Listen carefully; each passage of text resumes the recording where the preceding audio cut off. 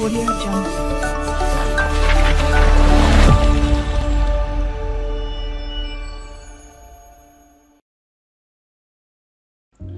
Halo guys, kembali lagi bersama saya di sini. Kali ini saya akan mereview sebuah custom ROM Nusantara official di Redmi 10.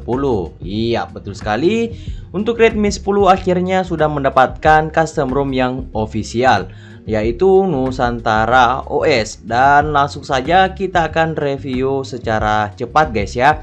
Oke, kita mulai dari aplikasi bawaannya terlebih dahulu. Nah, untuk aplikasi bawaannya itu sangat-sangat minimalis guys. Kecuali aplikasi yang sudah saya install itu nggak dihitung ya guys.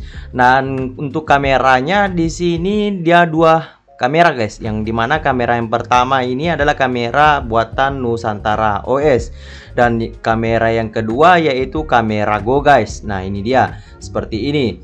Oke, mantap. Selanjutnya untuk launcher yang dia gunakan di sini saya kurang tahu guys ya. Nah, buat kalian yang tahu silahkan saja komen di bawah. Dan coba kita masuk lagi di bagian widgetnya. Dan untuk widgetnya tentunya di sini sudah menggunakan widget Android 12 ya, tentunya Nusantara OS ini Android 12 ya guys. Oke, dan selanjutnya untuk wallpaper dan gaya. Nah, untuk wallpaper gaya di sini tentunya sudah bisa tema gelap ataupun dark mode, dan ini icon bertema. Coba kita lihat, yap, ini ikonnya sudah bertema tentunya guys. Oke, selanjutnya untuk panel notifikasinya seperti ini guys. Oke, mantap. Kita lihat lagi di bagian bawah-bawahnya guys. Nah, ini seperti ini. Mantap. Selanjutnya di sini kita akan lihat di bagian pengaturan ataupun tentang ponselnya guys. Nah, kita masuk dulu di sebelah sini.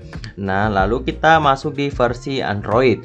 Nah, ini sudah Android 12. Mantap cuy ya. Dan tentunya ini sudah Nusantara official yang versi 4.1. Oke, mantap. Dan tentunya untuk maintainer Nusantara di Redmi 10 ini nicknamenya guys, Mikazu UUU 07 guys. Dan untuk update keamanan Androidnya sudah 5 Januari 2022. Mantap. Dan untuk versi kernelnya di sini sudah custom kernel guys ya, yaitu kernel 4.14 sekian bekicot. Oke, mantap banget cuy ya tentunya. Dan di sini untuk selain statusnya permisif guys. Oke, mantap. Selanjutnya kita akan lihat lagi di bagian fitur kustomisasi yang ada di Nusantara Wings. Nah, buat kalian yang sudah menyicip Nusantara sebelumnya pastinya sudah tahu ya apa isi dalaman fitur kustomisasinya. Nah, kita mulai dari game space. Nah, ini tentunya sudah ada game space-nya, mantap. Selanjutnya di sini ada tema, oke. Nah, saya secara cepat aja guys. Kalau misalnya terlalu cepat silahkan di pause aja videonya. Oke, mantap. Selanjutnya untuk bagian fingerprintnya ya seperti ini. Lalu di bagian status barnya kita buka dulu baterai ya, ada baterai, mantap. Dan ini jam, icon manager, yap, quick settings. Nah, ini untuk quick settingsnya seperti ini ya guys. Oke, mantap. Selanjutnya traffic indicator. Nah, ini oke, mantap. Selanjutnya di bagian buttons ada volume rocker wake, dan di navigation seperti ini guys. Oke, mantap banget cuy ya. Dan selanjutnya kita menjelajah lagi di bagian tampilannya. Nah, untuk bagian tampilannya di sini kalian bisa lihat sendiri ya guys. Oke, mantap. Tapi sayang sekali untuk di bagian tampilannya ini belum ada untuk pilihan refresh rate 90 Hz. Jadi untuk 90 Hz nya tetap ada, tapi itu secara terpisah guys, ada di opsi developer. Nah, silahkan buka aja opsi developernya. Habis itu kalian cari yang, nah ini paksa rasio pembaruan puncak guys. Nah, ini sudah 90 Hz. Kalau kalian matikan ini itu kembali ke 60. Nah, jadi kita gunakan yang 90 Hz saja guys, biar lebih smooth seperti itu. Nah, tadi sudah masuk di tampilan. Sekarang kita masuk di bagian penyimpanan terlebih dahulu guys. Nah, di sini untuk sistemnya yang dia makan cuma 18 GB guys. Oke, mantap banget. Dan coba kita masuk lagi di bagian sistem, terus di bagian gesturnya. Nah, untuk bagian gesturnya ya isinya seperti ini ya guys. Oke, mantap. Dan selanjutnya di sini kebetulan saya juga sudah selesai mengetes performa menggunakan 3 aplikasi, yaitu AnTuTu Benchmark, Geekbench 5 beserta CPU throttling. Langsung saja kita buka AnTuTu benchmarknya terlebih dahulu. Nah, untuk AnTuTu benchmark yang saya gunakan di sini yaitu versi 9.2.7 guys. Oh ya, by the way di sini saya memang sudah root guys ya. Nah, di sini saya sudah root HP-nya. Tapi di sini saya tidak menggunakan modul apapun guys untuk ngeboost performanya ataupun menaikkan performanya. Di sini saya tidak menginstal apapun ya guys, cuma root doang guys. Dan beginilah hasil skor yang didapatkan oleh AnTuTu-nya guys. Nah, ini lumayan tinggi guys ya, mantap banget. Dan beginilah detail-detail untuk lebih lengkapnya. Oke, mantap cuy ya. Selanjutnya kita akan lihat lagi skor di bagian Geekbench-nya. Nah, kita buka di bagian history lalu kita lihat. Yap, nah seperti ini ya guys. Oke, ini single core-nya seperti ini, multi core-nya seperti ini. Oke, mantap banget. Dan beginilah sistem informasinya. Oke, mantap. Selanjutnya untuk CPU throttling.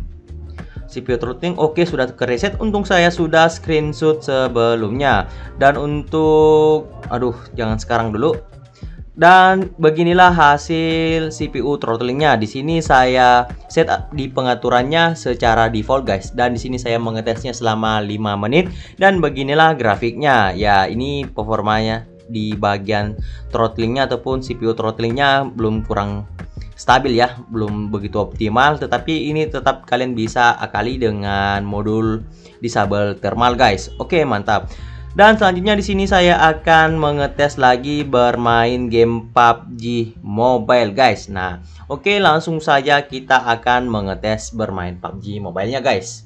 Kita sudah ada di dalam game PUBG-nya guys. By the way, di sini untuk grafik yang saya gunakan adalah Smooth Extreme guys. Yap, di sini saya sudah unlock ke Smooth Extreme. Nah, untuk aslinya itu cuma mentok di Smooth Ultra doang guys. Jadi kalau kalian ingin menikmati Smooth Extreme silahkan unlock. Dan di sini sudah ada FPS meter di bagian atas dan bagian kanan. Silahkan disimak gameplaynya. Nah, jika kalian merasa kekecilan untuk FPS meternya, nanti kalian tunggu aja sampai selesai bermain game. Nanti ada FPS record yang akan saya tampilkan.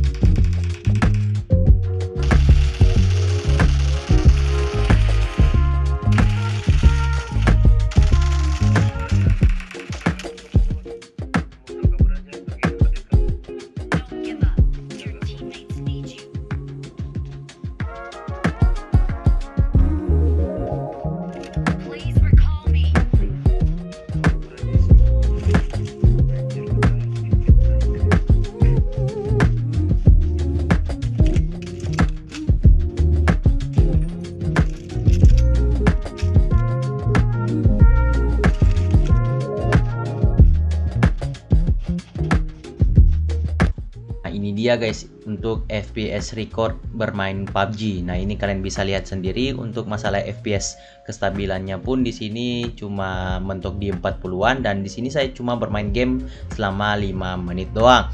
Dan di sini pun kalian bisa lihat detail-detail lebih lengkapnya ya guys.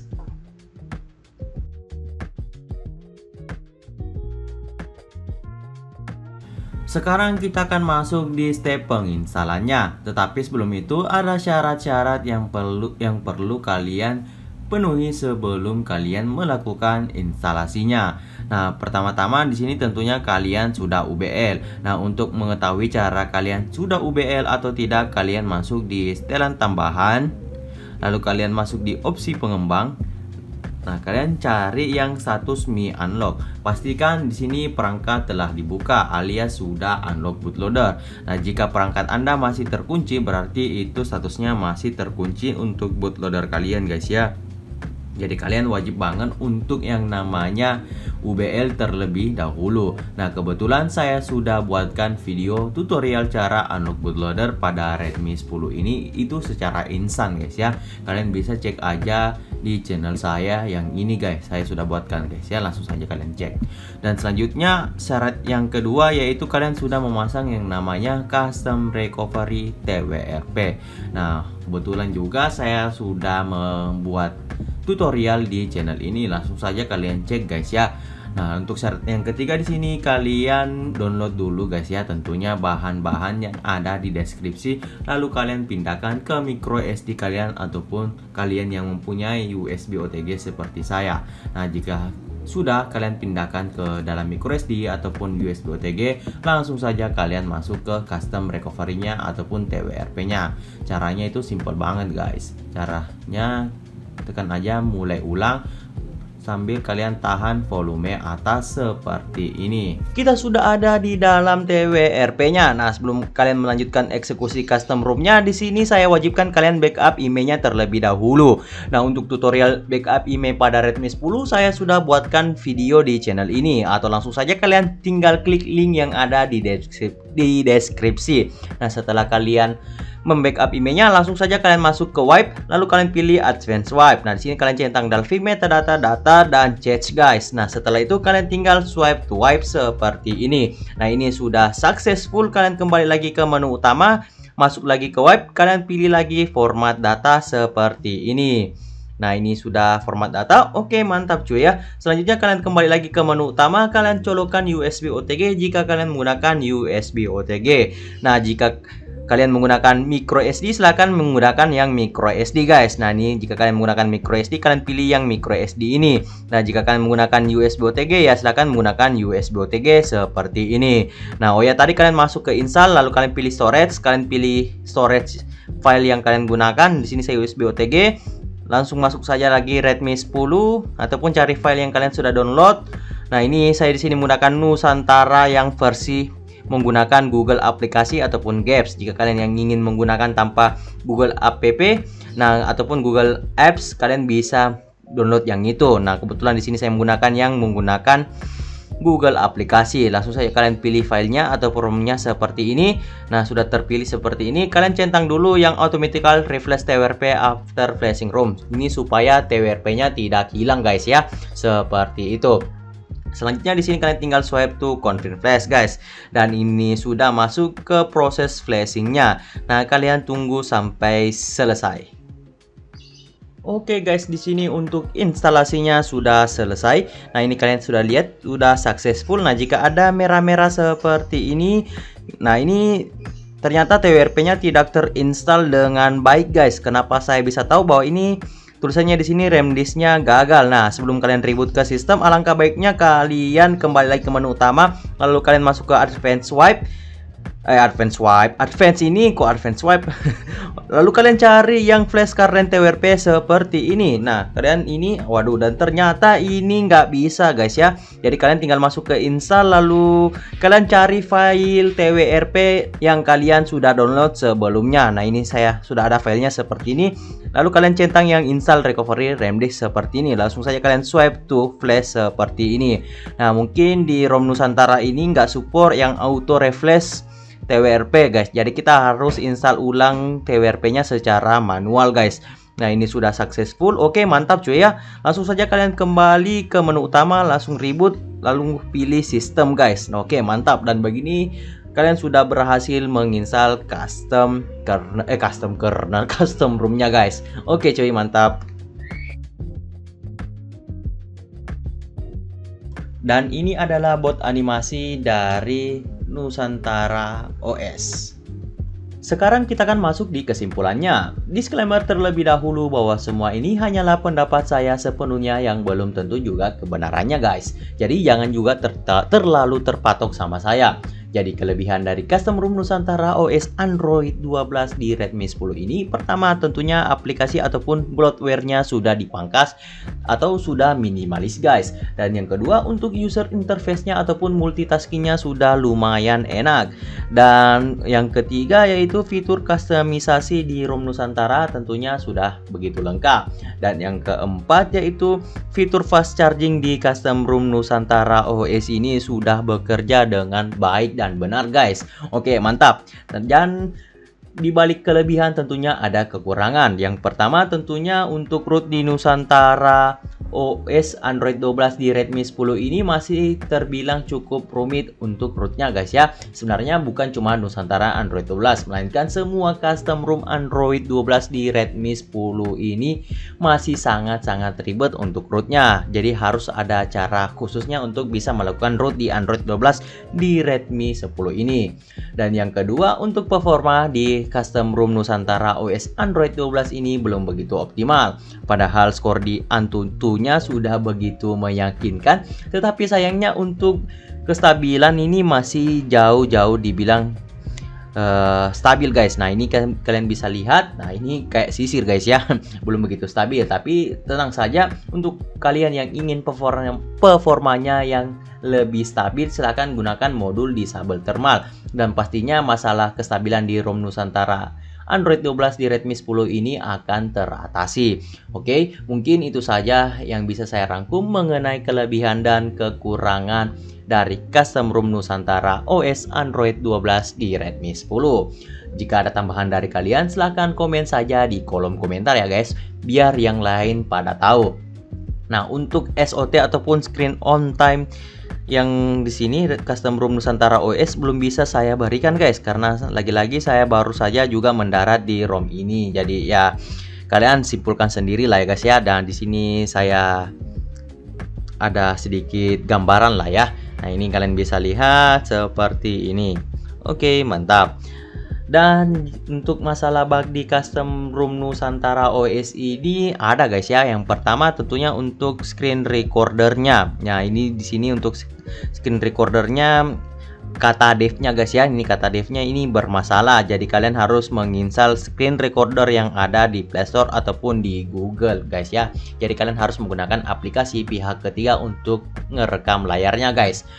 Oke, mungkin itu sajalah review mengenai custom ROM Corvus OS di Redmi 10 ini. Semoga bermanfaat buat kalian semua. Jika kalian suka dengan video ini, silahkan tinggalkan like dan komen di bawah supaya saya tetap semangat membuat konten mengenai Redmi 10. Oke, seperti itu saja. Saya akhiri videonya. See you until next time guys.